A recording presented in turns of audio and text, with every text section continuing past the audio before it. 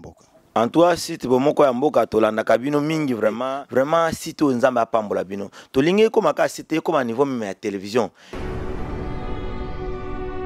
Donc ne zappez pas sur bomoko ya mboka digital. Donc si tu es kangi Europe na minute oyo eza bomoko ya mboka. Donc biso nyonso tolanda ngo kwa kitoko to. Bomoko ya mboka. Ozoka dia bomoko hein. Ndelo ko to senga la Congo nde yango wana. To sala bomoko. Poto longa ba posa na biso ko kisama. Esenga to sala bomoko division te. Ndenge site ezali. Donc ça veut dire esangisi ba site nyoso. Et mettre yango esika moko na bomoko nde tolongi. Na mutu mususu incapable ya kolinga mwasi akomo linga basi na koma Yesu. Lâche. Eza masola ba 20 ans, 23 ans. Bobiso nyonso na poto mutu na sala 50 ans zate. Bomoko ya mboka, welcome to London. Hi, can't wait to meet you. Bomoko ya mboka, I love it, it's good. Welcome to London. Yay!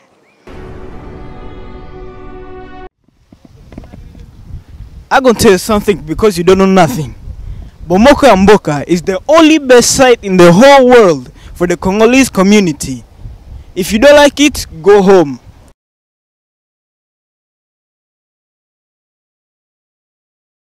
Go home. Nazo pambola bomoko ya mboka mingi namoni penza etalisi penda eza bomoko ya mboka ezwi mboka efandisi mboka ekonzi mboka epesi mboka oyo lolenge ya kozala na mboka yaona biso bomoko ya mboka oyo po digital to banda na ekala na senga na bandeko balanda bomoko ya mboka nkolo pambola bango. One love. Bonjour chers internautes, il y a www.bomokoyamboka.com. Toujours dans les bonnes Naïb Sakabino avec votre humble serviteur Isaac Swed, le président. Il y a une journée sur la Scandinavie. Les loba na Swed bazali na kanda ko sakanate, kanda za na kati ya communauté, kanda za na kati ya Scandinavie mobimba concernant makambo ezali koleka na Canada, concernant la femme de Chouchou Ilunga Swed ezana kanda ko sakanate ba yango balobi yo molobi na biso Isaac Swed, le président. Il y a des camions, il y a des animatrices, il y a des animateurs, il y a des diaspora mobimba. Il faut ôter les misamiko, pour une violence, et il y a diaspora, et il y a communauté. Mais ce qu'on sait, c'est qu'il y a des accusations qui ont été déposées au palais de justice d'Ottawa. Contre une femme d'une quarantaine d'années, en fait, Eunice Ilunga, des accusations d'agression sexuelle, de voies de fait, de séquestration. Et il y a un cercle très restreint de gens dans la salle de nouvelles qui ont vu cette vidéo qui a circulé sur les réseaux sociaux. Et les images sont tout simplement choquantes. Donc, bien entendu, on a choisi de vous montrer seulement 2 prises d'écran des photos que vous allez voir. La police d'Ottawa qui a reçu des appels, plusieurs appels même à l'extérieur du Canada pour les informer de cette vidéo, de faire quelque chose justement pour arrêter cette vidéo et retrouver les coupables. Alors, bino bato bazali kolanda biso partout dans le monde, na Canada, na Asie, na Océanie, Suède, Scandinavie mobimba ils en kanda concernant comportement oyo ndeko na biso mwasi aposa ki sur la fille oyo bozali kotanga bozali komona na kati ya ba photo na ba vidéo ninga ezali koleka ezali ya pasi mingi. Pourquoi comportement bongo et continue na kati ya communauté bayebisi biso bayebisi nga Isaac Swed meka kolobela biso. Alors c'est que moi j'aimerais koloba na oyo elekaki na ndeko oyo ba acte aposa ki sur la fille ezali ba acte mo ba violence moko ezali ya pasi et puis ba violence ndenge wana ezali kosenga prison po ezali normalité ba violence wana tozali kotala ngo na ba mboka na biso na ba est kuna ndenge ezali koleka mais beaucoup mo mango tina Europe c'est pas normal. Donc tozali ko telemela ba violence ndenge wana. Alors l'Européen azali komona keno biso ba congolais tozali na mo ignorance parce que tozali ko komema comportement ya Kini Afrique lokola na poto. Dans quel sens ozomona Congolais azana facilité ya kobeta mutu ononga na kobeta jeune wana na kobeta garçon wana or toza ba ignorant makasi na makambo ebele dans le sens que lelo congolais ayebi ba droit na ba devoir na été depuis l'Afrique, depuis Congo et belé tozoya na poto, ba yebi ba devoir na bango te depuis Afrique et puis azo komona ke non. C'est de même que makambo ezoleka na poto pendinga bandoko leka na Afrique mais bozali komikosa. Bozali komikosa mes frères et sœurs. Donc il est important que non yo mutozala na poto e ba devoir na yo, c'est pas n'importe qui akoya ko sala violence moko boye devant yo ke non na ko beta yo na ko donc eza déjà menace moko boye verbale tant que oza mutu mo ba devoir na yo, il faut ça déjà ba plainte moko boye devant l'état que non yana mutu songolo pakala azali ko accuser nga soit abeta nga po ezali normalité, ezali violence faite à la femme et puis entre vous les femmes ba biloko ndenge wana ezali bien te ko zo muninga no mwasi ko sala ndenge sala ki wana donc ma sœur et puis na bande ko mususu peut-être que non bazali na ba rancune ba rancune moko boye concernant soit ndenge koma lelo que non écrit tel songolo pakala. Alors mes frères et sœurs ezali mieux ko traiter makamu verbalement et non ko kene ba guerre moko bano ko simba na nzoto bota la sort ya la fille. Nani akoye ko bala ya la longue suite à comportement wana ndeko na posaki ezali bien te. Donc tozali ko beta 7 na ndenga ko sakana te bande ko ya basi na mibali botika ba violence na ndenga na kati ya communauté parce que tozana tawana te biso nyoso uti musika plus de 8000 km. Toye na poto ko luka vie mutu na mutu et puis bino ba jeune fille aussi bo se respecter. Boyeba yayo eza yayo ya kingani eza ya kingani. Bozo comprendre ndenga na zolobela.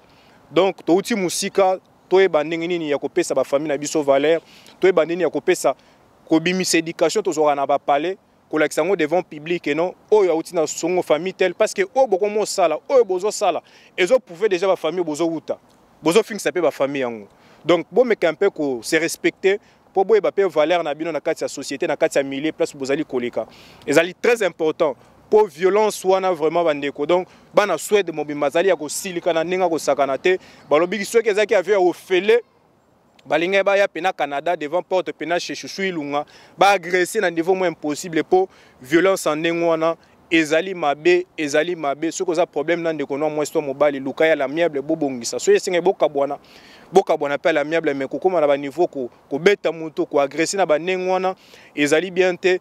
Et puis nazo conseiller biso ba Congolais to utara Afrique to utara kin to luka pe to yeba pe ba devoir oyo tozali kokuta na bamboka tozali kokende to meka ko luka pe responsabilité la part des choses na bamboko tozali kokende na yeba devoir na ngezali nini na kati ya mboka na yeba mibeko mboka ezali ndenge nini tambola randeni parce que c'est pas n'importe qui akoya ayebiso yake non yo na ko beta yo na ko sala boy eza important te wana eza déjà menace moko boye azali ko sala yo ceux qui ont sage autant en classe au leka na bande de l'école il est important au qui est déjà ko ça déjà plainte mo contre inconnu parce que ezali bien te to éveiller esprit na biso tozana batana te ba grimace ba kishasa ke non to ko bongisa na nenga parler donc tant on photo les na batana muto agressé yo muto déjà azota moda na komo na murmure lukaye fundaye parce que tona tawana te mundela sololaka au sololi a sololi bozu conclusion au lieu que non bagarre donc faux cop donc ezala ki message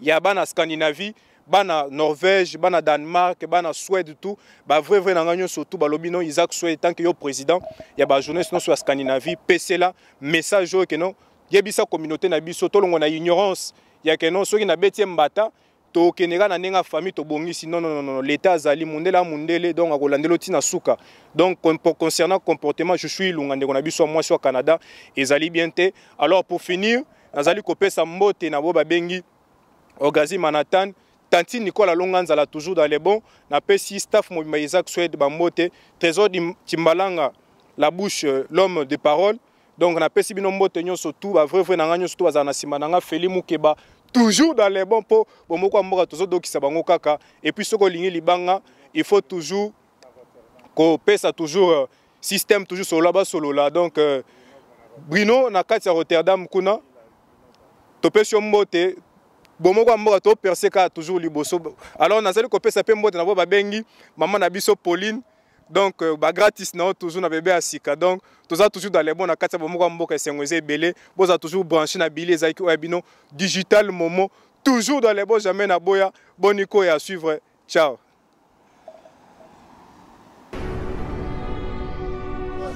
Bomoko ya mboka ozoka dia bomoko ndelo to senga la Congo ne yango wana to sala bomoko poto longa ba posa na biso ko kisama esenga to sala bomoko division te ndenge site ezali donc ça veut dire esangisi ba site nyonso et mettre yango esika moko na bomoko nde tolongi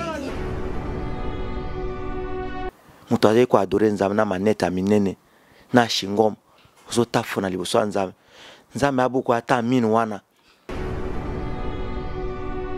nzambe aza mundele te nzambe aza pe moyindo te Dieu est esprit nzambe aza molimo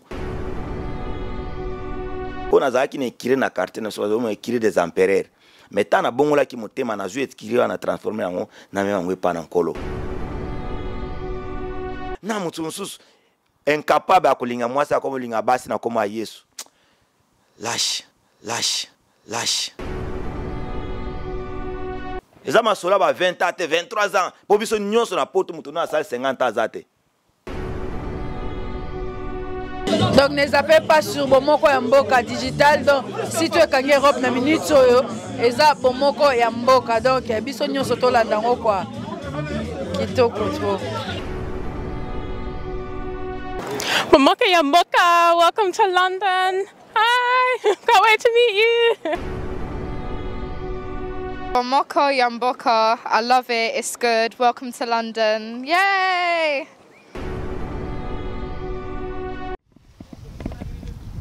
I'm going to tell you something because you don't know nothing. Bomoko ya Mboka is the only best site in the whole world for the Congolese community. If you don't like it, go home.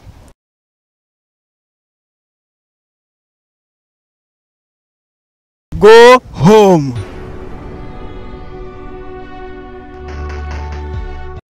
Nazo pambola bomoko ya mboka mingi namoni penza etalisi penda eza bomoko ya mboka ezwi mboka efandisi mboka ekonzi mboka epesi mboka oyo lolenge ya kozala na mboka yaona biso bomoko ya mboka oyo po digital to banda na ekala na senga na bandeko balanda bomoko ya mboka nkolo pambola bango. One love.